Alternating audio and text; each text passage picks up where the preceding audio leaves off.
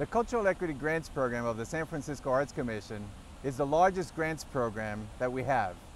You have hundreds of organizations that compete for over $2 million in support. And with me today, here in Yerba Buena Gardens, is one of the grant recipients, Patrick Makuakāne. Aloha. You have received several grants from the Cultural Equity Grants Program. Could you talk to me about what's been the impact of those grants for you? Well, the grants have really helped us to keep hula flourishing here in the Bay Area and in this community. Our last Cultural Equity Grant went toward helping us produce a Hulas for Family show that we include in our annual home season. Patrick, can you pronounce the name of your dance company?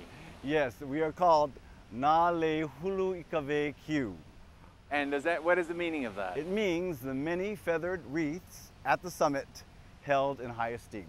And actually this form that you've been creating has a name, something like hula mua?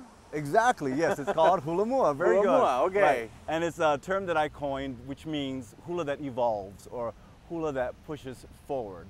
Generally in hula, it's broken down into two categories: hula kahiko, or traditional dances, which are accompanied by chanting and percussive instruments such as gourds and drums. Then there's hula awana, which is a more contemporary kind of dance accompanied by singing and musical instruments such as the guitar, ukulele, and so on.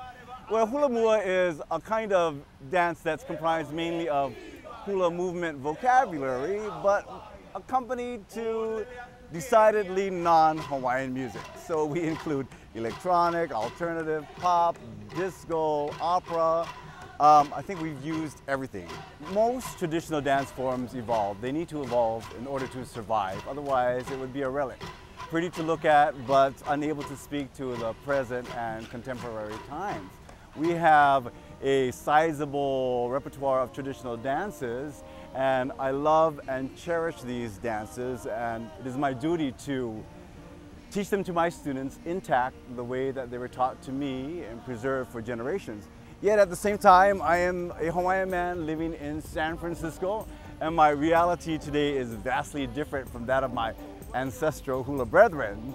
So I think it's important for me to create new dances and new forms of expression that reflect my present day reality. You know, we all obviously have grown up watching movies where you have the hula dancers and so forth. But the dance form is really very complex, isn't it? Traditionally, hula is always accompanied by poetry, and a lot of people think that the movements themselves are what the meaning is all about, but really it's the poetry.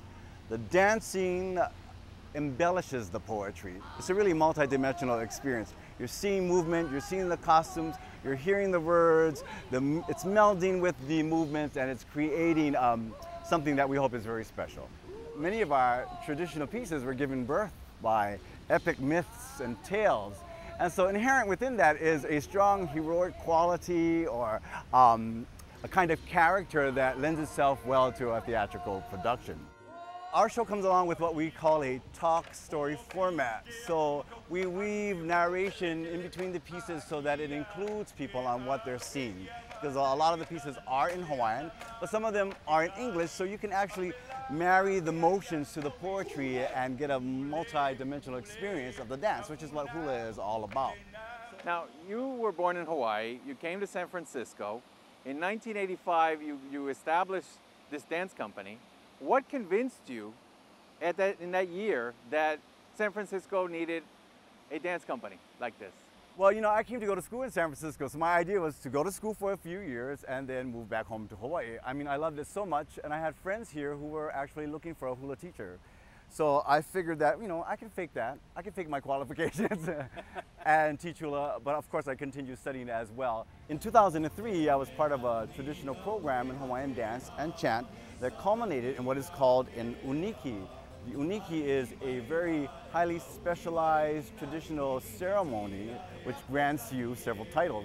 I was fortunate to receive the title of kumuhula, which allows me to teach a certain lineage of dances that was cultivated by the late Auntie Maiki Ayu Lake.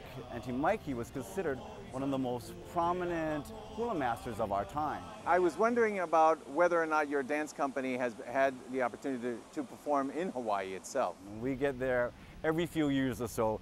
The hometown crowd is amazing. They really seem to appreciate our unique form of hula. And there's just nothing like performing for family and friends. So it's something we look forward to every other year when we get a chance to go back. Well, you know, the Cultural Equity Grants Program and the Arts Commission is very proud to be able to support groups like yourself. And it's really part of what helps to make San Francisco a really international city, a very diversified city, and it celebrates our diversity. And so, you know, I can't thank you enough for everything that you've been doing. One last thing I wanted to ask you is, do you have to be Hawaiian to be in your dance company? You do not have to be Hawaiian to be in our dance company. As a matter of fact, our dance company is a multicultural mix that really reflects the various ethnicities found in Hawaii. So as long as you're respectful of the process and you have a great interest in Hawaiian culture, you will be welcome.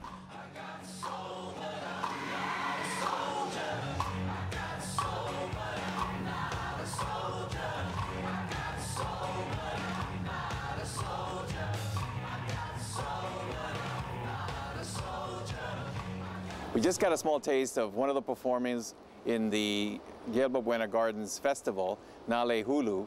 And joining me here is the director of the festival, Linda Lucero. What more is in store for San Franciscans this season? Oh, we have so much. Our season runs between May and October, and all of our programs are free and open to the public.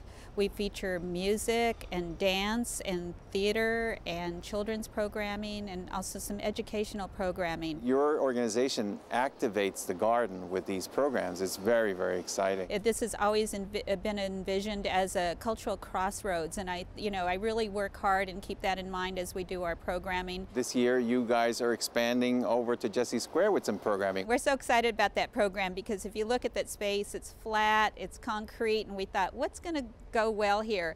And we thought we wanted an open air dance party.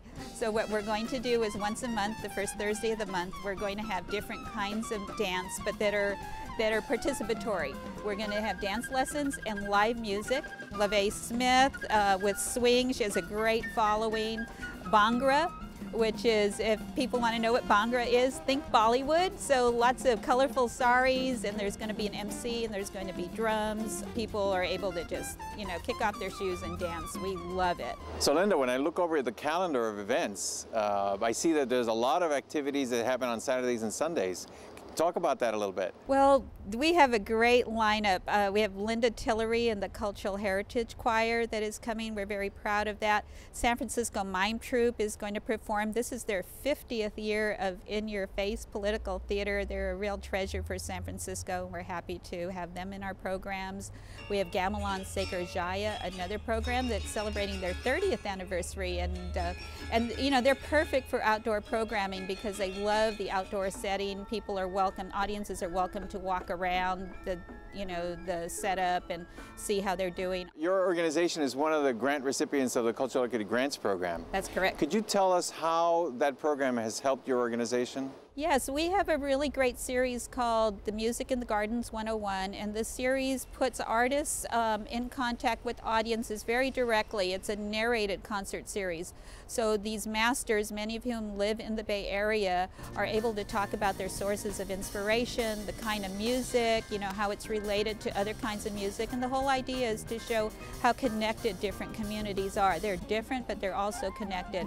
And so the audiences are also able to ask questions, come up and see the instruments that may be, atypical for San Francisco audiences, and the Cultural Equity program supported that. And without that support, we're unable to do these free programs. The Arts Commission is very happy to support groups like yours, and so the Yerba Buena Gardens Festival kicks off in May 2nd and goes all the way to the middle of October. Go to the website and get current information about the different activities that we'll have here. And we've been talking with Linda Lucero, the Executive Director of the Yerba Buena Gardens Festival. Thank you so much for what you do for San Francisco. Thank you, Luis, for coming down here. I hope to see everyone here. Bring a blanket. We have an information table. We're always there wearing our little caps. So come and say hello. We really try to create community in this beautiful space that San Francisco has always envisioned for artists and for community. Keep up the great work. Thank you, Luis.